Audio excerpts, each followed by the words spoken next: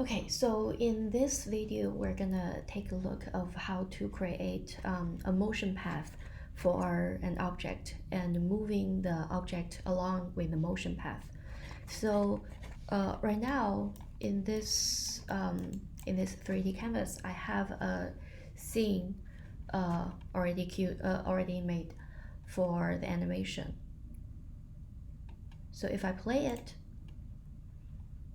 you can see that the rocket moves along with this motion path, which is a NURBS curve that I created. So this is the goal of this video, that we want to create a curve as the path of the motion and then moving the rocket along with this path. So first of all, because I already created this rocket, I'm not gonna do the modeling again, so I'll just still use this model and duplicate this model. So I will I'm clicking on pressing Command D, duplicate this one, and because I already put the initial motion path and the rocket on this rocket layer, so I will hide the initial one and use the duplicate rocket 6 as my my object. So when I command duplicate this rocket, because I already put it in this locator hierarchy, so the duplication was created beneath this locator as well. So I'm gonna middle mouse click and drag it out of this hierarchy. And then right now, because the duplication was also in the previous layer, so I'm gonna come to this rocket layer, right mouse click and remove selected objects. So now when I hide this layer, I can still have my rocket. Because I already created a few rockets, so the new duplication is directly renamed by the number. So I'll just use this this name, and I'm gonna come to the channel box to change all this number to 0 to put this rocket to the center.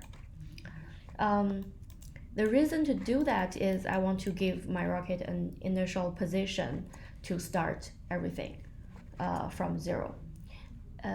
Because I did some modification of the channels, I'm gonna come to modify, freeze transformation, just to make sure that everything is set at 0. And then I'm gonna come here, edit, delete by type history, so I don't have anything carried over to the animation. So this will be the rocket that I'm using. And then the next step will be create a NURBS circle for this rocket. So I'm gonna come to the curves, and then I will use this NURBS circle and press R, enlarge this. Okay, so I think for now I will use this size of curve for the motion path. So the difference between polygon models or between polygon and NURBS is that the NURBS, no matter it's curve or sphere or cube, it doesn't have edges, or like it doesn't have straight edges. So the curve is created with control vertices or curve point. So it's basically the same thing, but a different way, a different method to look at or to control the circle. So when I right mouse click, go to control vertex, you can see that the highlighted light blue is my curve, and then there are some pink dots.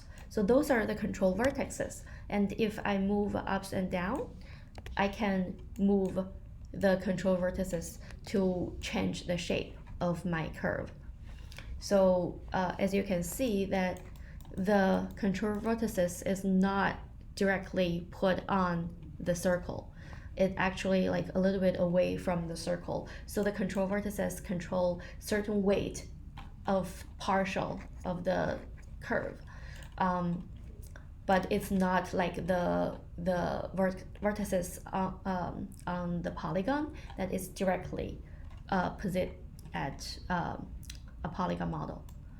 So I'm gonna come back to the object mode. And then this will be the curve that I use to move the rocket along with. As you can see here in the channel box, I did not change the scale XYZ, and I just leave it at this number. The reason why is that later on when we create animation, we're not directly add animation to this curve. We're actually creating kind of like a bridge between the model and the curve. And later on, you will see that even if I change the scale or the shape of the curve, the animation is still carried over to the rocket. So I'm not gonna change any of this, but you can freeze transformation and set a 0 point for this curve. So if I do freeze transformation, this will set everything to 0. So this will be the like a new initial point for the curve. So this will be the size number 1 of this curve. And if you make it bigger in the future, once you attach this rocket to this motion path, the animation or the change will still carry it over to the rocket. So I'm not gonna change anything here for now. And then we're gonna create, oh, don't forget to change the name. So since my rocket is number 6, I'm gonna use path 6 for this circle as well. And then I'm gonna create a locator because I don't want to put or attach animation directly to the rocket. So just in case later on I need to change anything, so I will use the locator to carry animation. So I'm gonna change the name, locator path 6. And then make sure the locator is at an initial location, and I'm gonna middle mouse drag and then hover release to attach, to put this rocket under the hierarchy of locator path 6. So now when I move the locator, the rocket will move along with the locator as well. Okay, so now I'm gonna Command S, save my file. Okay, so now the preparation is done. I can attach this locator and again the child of the locator, which is the rocket, to the motion path of path 6. So first of all, I'm gonna select the locator and then shift drag, select this motion curve. And then I'm gonna go to, if your tab is not changed to animation, make sure you come to this drop down menu, go to animation, constraint, motion paths, and open the box of attach to motion path option. And I want to reset everything to default. So I'm gonna use the time slider. So no matter depending on how much frames you have on your time slider, your speed or the animation will change along with the slider as well. And then I'm gonna use follow. The front axis and the up axis I'll just set to X and Y. Then I'm gonna attach. So now you can see the locator and the rocket is moved on the circle. And when I play this animation, you can see that the rocket moves along with the path. So that's actually the core of the use of this. So we just want we want some when we want some object to move along a path, we can use this attached to motion path. But of course, there are a lot of like modifications we can do based on our need. So for example, for this one, as you can see, when I turn on my initial animation, I want to put the rocket like horizontally with the grid. So I'm gonna do that for this as well. So what I'm gonna do is I'm gonna click on the locator path 6 and come to the attribute editor and find the motion path tab. And then you can find this motion path attributes and change the front and up axis. So first of all, I'm gonna change the front axis to Y. So you can see like before when it was X, the like the tails of the rocket is on the left and right. When I change the front axis to Y, it changed the direction. And then I'm gonna shift the up axis to X. So now I put this rocket down. And then when I play this animation,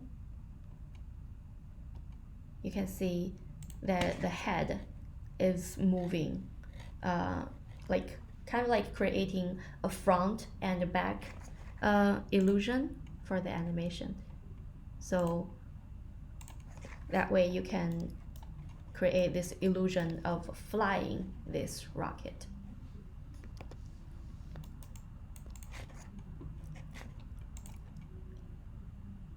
Okay, so now I kind of want to change the shape of this circle because I feel like I don't just want my rocket to move like along with this circle, but I want to create some shapes and waves on this path.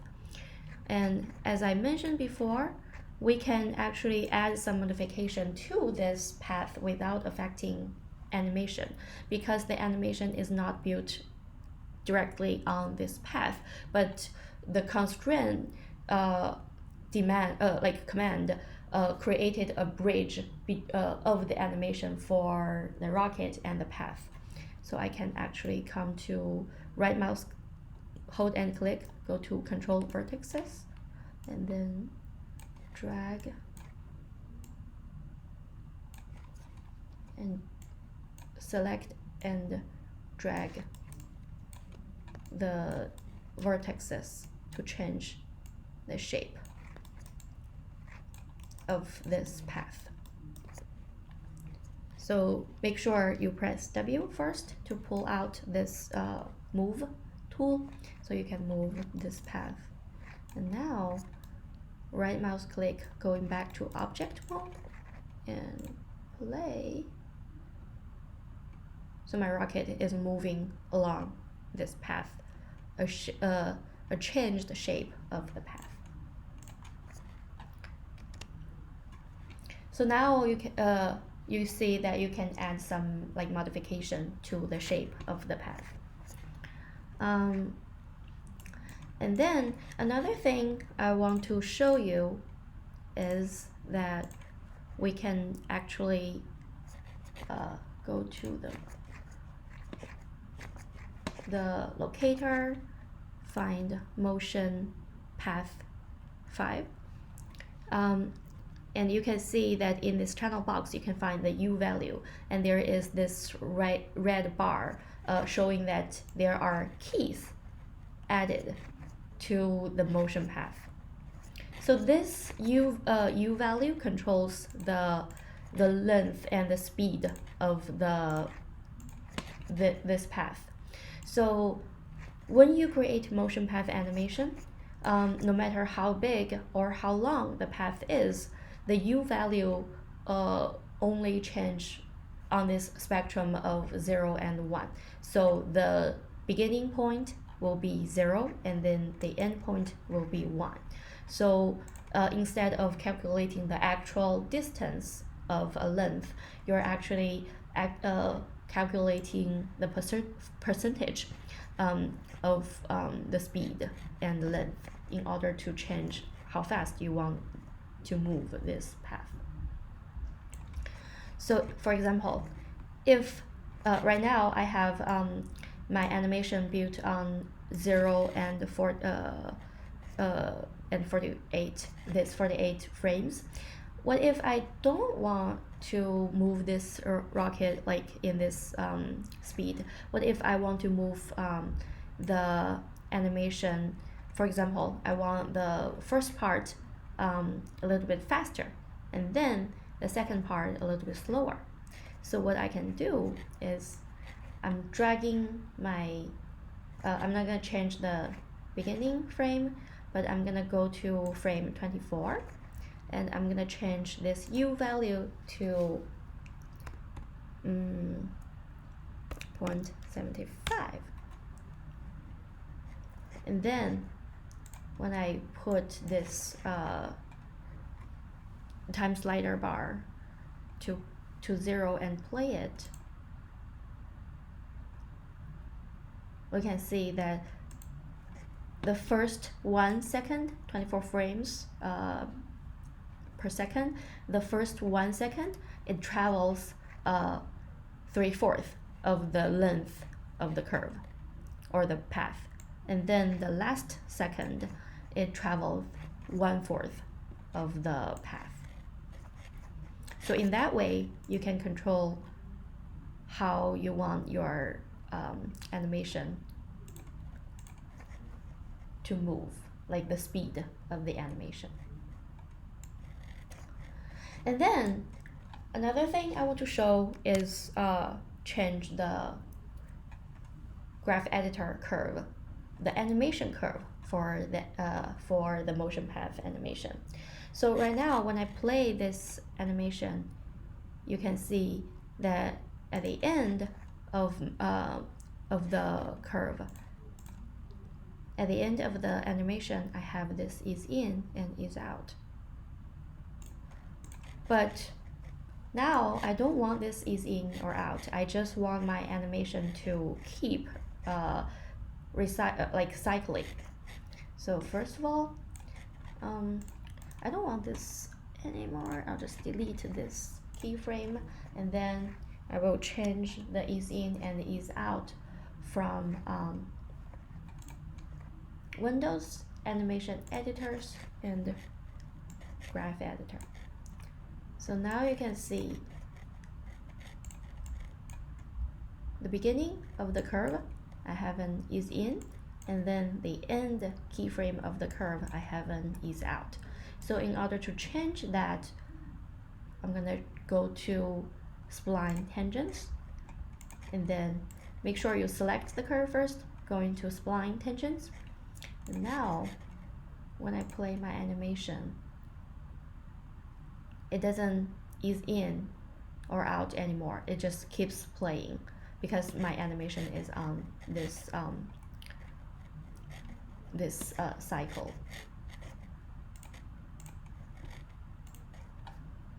Okay, so this is how you can create a motion path for your animation. So for example, in the future, if you want to move a rocket along a path, or moving like a planet along a circuit, or even like creating this illusion of a fish or a shark swimming, you can use this motion path as a curve to trace this the movement first, like the path first, and then make your shark or like whatever object you want to move along with this path.